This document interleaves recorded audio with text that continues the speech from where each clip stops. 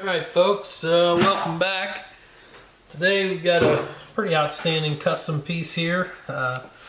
Custom auto loader that's not a 1911 or a high power. This one is a Smith & Wesson Model 41.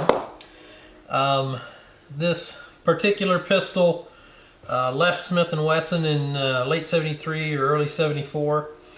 And then spent some time at a Corpus Christi, Texas shop known as the Texas Gun Shop. Pretty inventive name, I know.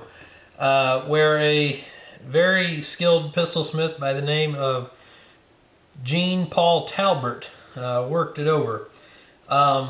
Most observers who are tuned in to custom 41s would say this is in the Loveless style. I'm not sure whose work came first here. Mr.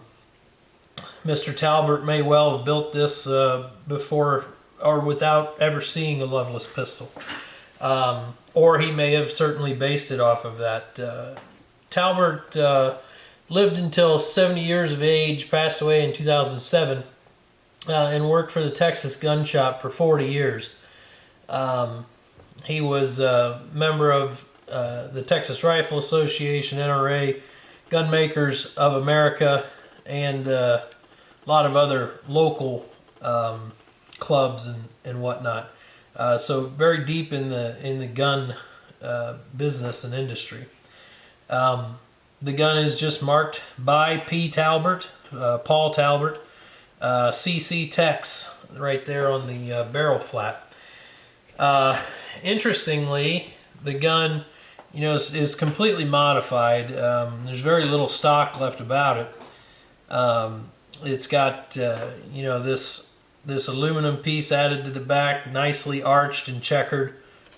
Sort of mimics a 1911 arched mainspring housing in the hand. Has this beaver tail that's all beautifully shaped and formed there. The hammer modified nicely with a wide hammer spur that is also nicely sharply checkered, and that's all beautifully attached to what was the internal hammer of the gun. The back of the slide cut way up because these slides would have originally come back about another inch on a normal 41. And this has all been trimmed up and to expose the hammer and serrated. The rear sight has also been moved forward. Excuse me. And the barrel work is really the smallest part of the job when you consider all of the labor that went into the back end of this pistol. The barrel, in my opinion, started life as a rare 5-inch lightweight barrel from Smith & Wesson. Sometimes referred to as a sport barrel, sometimes referred to as a field barrel. I believe Smith & Wesson just called it the 5-inch lightweight barrel. It was the shortest, lightest factory barrel available from Smith & Wesson. I believe that is what this barrel started out as. As I put these barrels side by side and line up the breeches, I can see the remnants of this front sight ramp right here. If you notice, this front sight blade is affixed basically on the face of the old ramp. The top strap is checkered front to back. The rear sight was moved forward, as again, this whole assembly was shortened. So you can see there what the original slide would have come back to where the rear sight is on my spare barrel here. And of course, as much weight as possible is removed from the barrel, adding a ventilated rib, mostly for weight savings, but it obviously looks cool as well, right?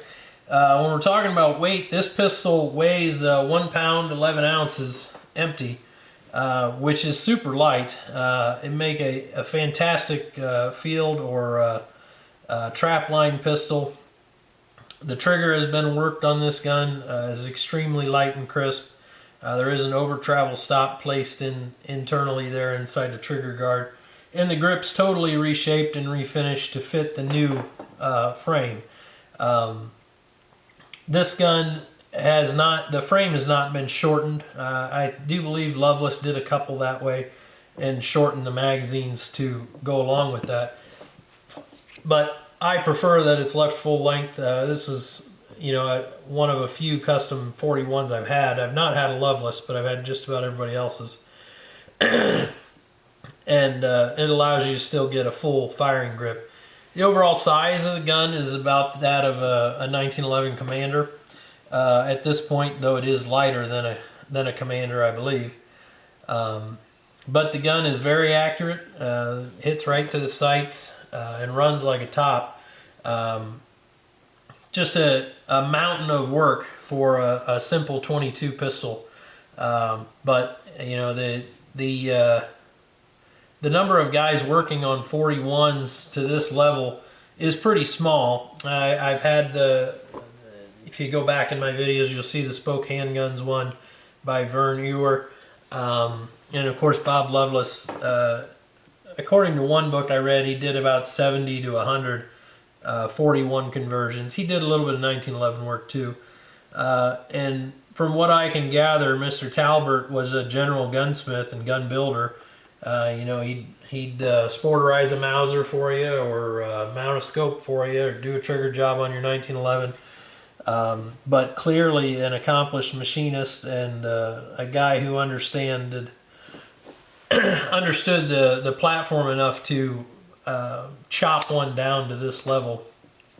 You'll see two grooves there. That is additional. There are studs that he's added in the underside of this sight extension on the top of the barrel to hold this in line, because they did cut away some rail at the back here when they exposed the hammer.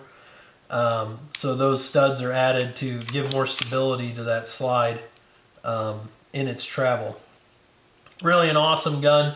One I'm going to hate to see go, but really happy to have owned it briefly here.